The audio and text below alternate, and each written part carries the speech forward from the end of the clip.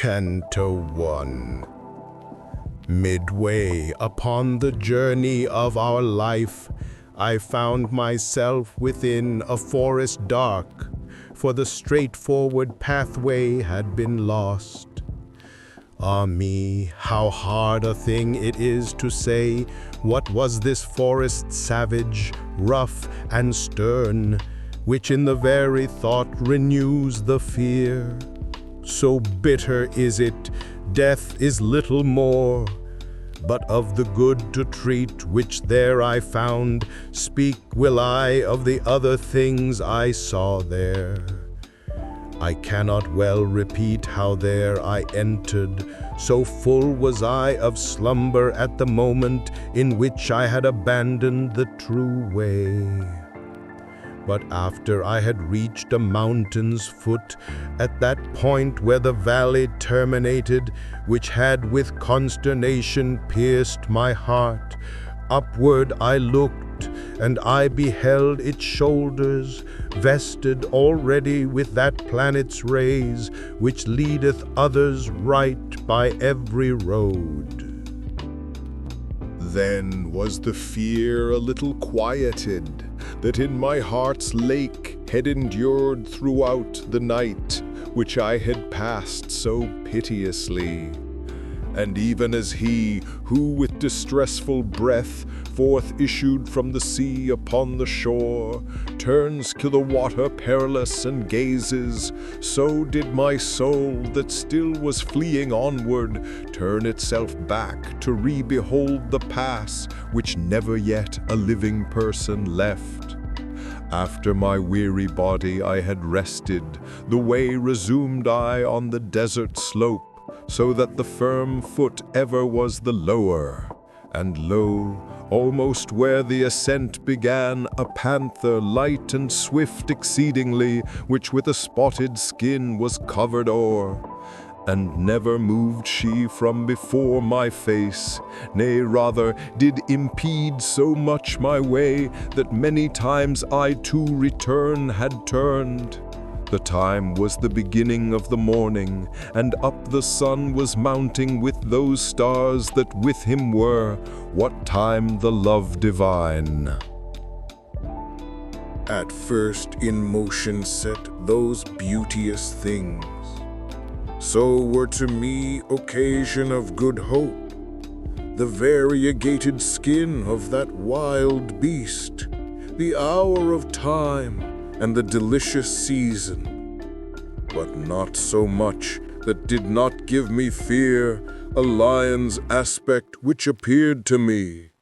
He seemed as if against me he were coming with head uplifted and with ravenous hunger, so that it seemed the air was afraid of him.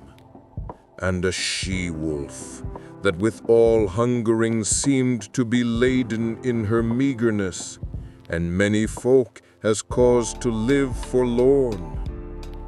She brought upon me so much heaviness, with the affright that from her aspect came, that I the hope relinquished of the height.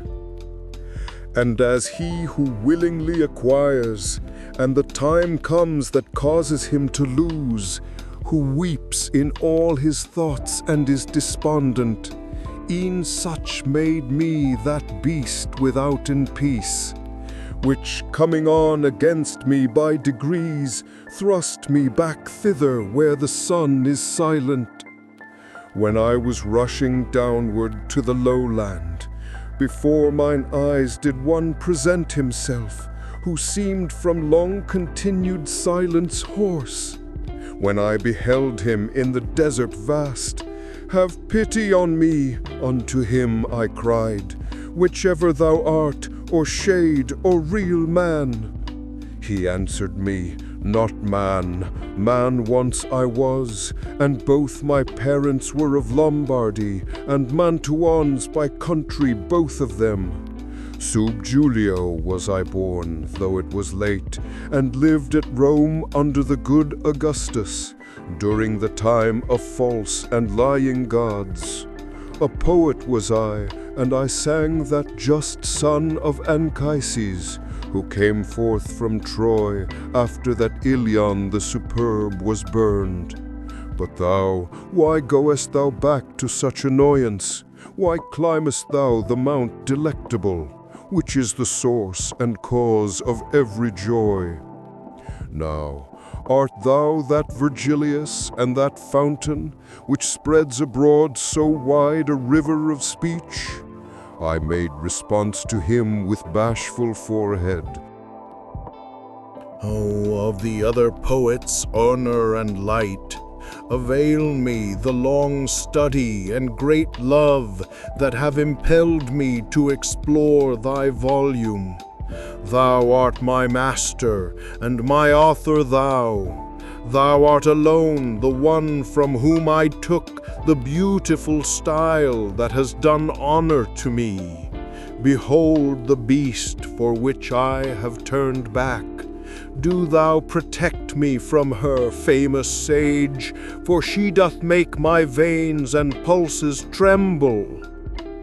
Thee it behoves to take another road, responded he, when he beheld me weeping, if from this savage place thou wouldst escape, because this beast, at which thou criest out, suffers not anyone to pass her way, but so doth harass him that she destroys him, and has a nature so malign and ruthless that never doth she glut her greedy will, and after food is hungrier than before.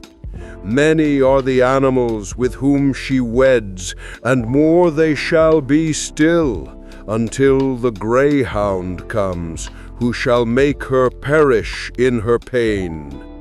He shall not feed on either earth or pelf, but upon wisdom, and on love and virtue.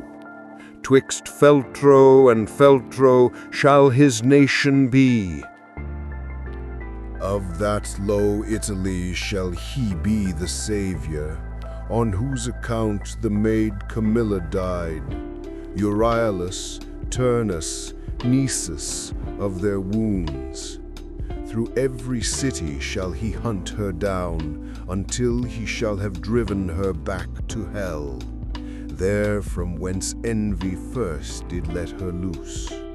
Therefore I think and judge it for thy best, thou follow me, and I will be thy guide, and lead thee hence through the eternal place, where thou shalt hear the desperate lamentations, shalt see the ancient spirits disconsolate, who cry out each one for the second death. And thou shalt see those who contented are within the fire, because they hope to come, whene'er it may be, to the blessed people. To whom, then, if thou wishest to ascend, a soul shall be for that than I more worthy. With her at my departure I will leave thee, because that emperor who reigns above, in that I was rebellious to his law, wills that through me none come into his city. He governs everywhere, and there he reigns. There is his city, and his lofty throne. O happy he whom thereto he elects. And I to him, poet, I thee entreat, by that same God whom thou didst never know, so that I may escape this woe and worse, thou wouldst conduct me there where thou hast said, that I may see the portal of St. Peter, and those thou makest so disconsolate. Then he moved on, and I behind him followed.